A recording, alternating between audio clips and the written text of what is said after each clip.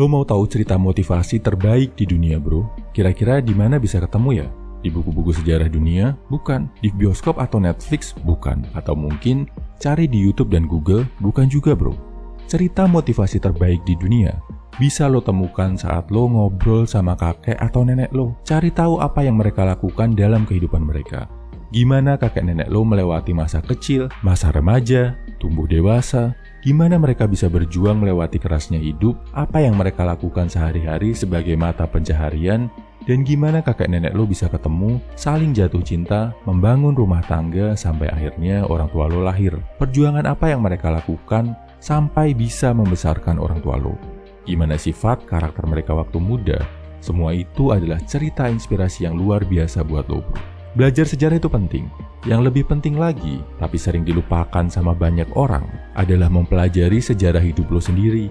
Belajar tentang kakek nenek lo, kalau perlu sampai buyut dan moyang. Pelajari kehidupan orang-orang hebat yang langsung punya pertalian darah sama lo, yang bisa melanjutkan keturunan sampai generasi-generasi yang hidup ratusan tahun.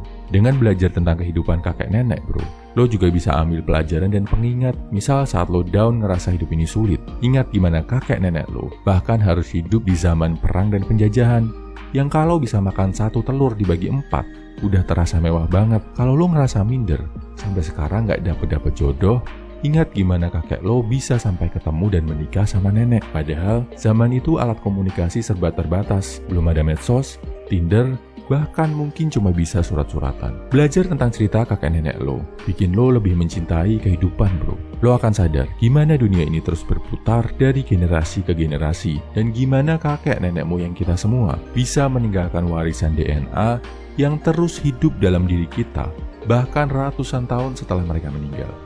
Jadi bro, kalau lo mau denger cerita motivasi yang paling inspiratif, cerita motivasi terbaik di dunia, berkunjunglah ke rumah kakek nenek kalau mereka masih ada.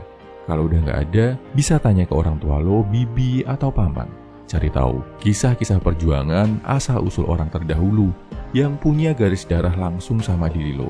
Belajarlah dari kehidupan mereka, belajarlah dari perjuangan mereka, dan berjanjilah ke diri sendiri, bro, untuk selalu jadi pria yang bisa mengharumkan nama baik keluarga, bangsa, agama, dan negara.